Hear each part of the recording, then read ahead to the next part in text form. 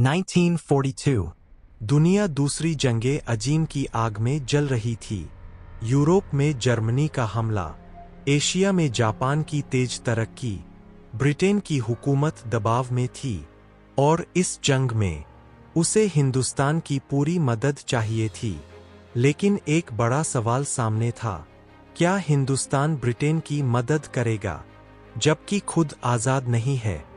पस ए मंजर 1939 में जब दूसरी जंगे अजीम शुरू हुई, ब्रिटिश वायसराय ने बिना हिंदुस्तानी रहनुमाओं से मशविरा किए हिंदुस्तान को जंग में शामिल कर दिया। कांग्रेस ने एहतिजाज में अपनी सूबाई हुकूमतों से इस्तीफा दे दिया। दूसरी तरफ मुस्लिम लीग अपनी सियासी ताकत बढ़ा रही थी। 1940 में लाहौर करारदाद पास हो चुकी थी।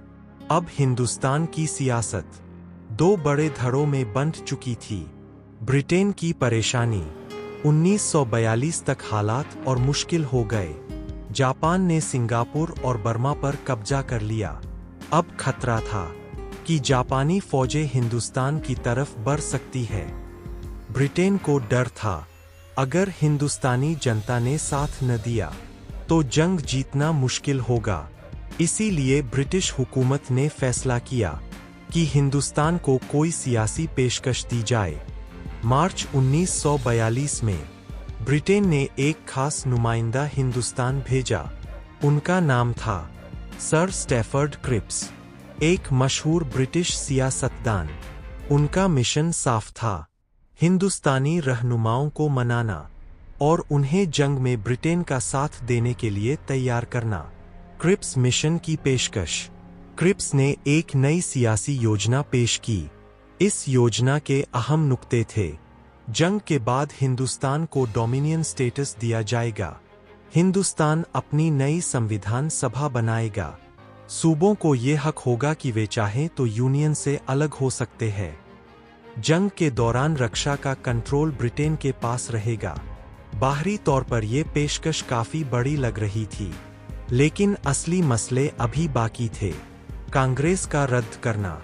कांग्रेस के रहनुमाओं ने क्रिप्स मिशन को गौर से सुना, लेकिन जल्द ही उन्होंने इसे रद्द कर दिया। महात्मा गांधी ने कहा, ये एक पोस्टडेटेड चेक है, जो ऐसे बैंक पर लिखा गया है जो दिवालिया होने वाला है।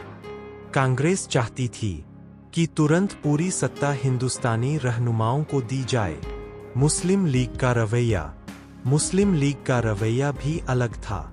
कायदे आजम मोहम्मद अली जिन्नाह इस योजना से पूरी तरह मुतमिन नहीं थे। हालांकि इस योजना में सूबों को अलग होने का हक दिया गया था, जो मुस्लिम लीग के लिए अहम था।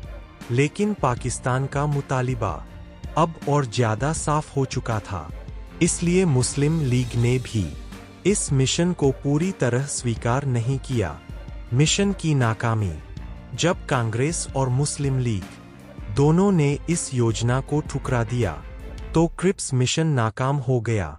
ब्रिटेन की कोशिश हिंदुस्तानी सियासत को मनाने में नाकाम रही, लेकिन इसके बाद हिंदुस्तान की सियासत और ज्यादा उग्र हो गई।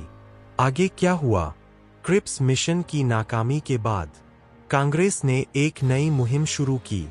1942 में क्विट इंडिया मूवमेंट शुरू हुई। देश भर में एहतिजाज और गिरफ्तारियां शुरू हो गईं। दूसरी तरफ मुस्लिम लीग अपनी सियासी ताकत बढ़ाती रही। इख्तिताम।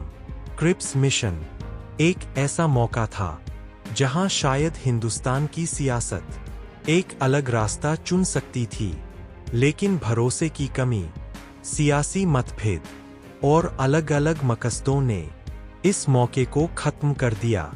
1942 के बाद हिंदुस्तान की सियासत और तेजी से तफसीम की तरफ बढ़ने लगी और अब आजादी का रास्ता और भी उथल-पुथल भरा होने वाला था।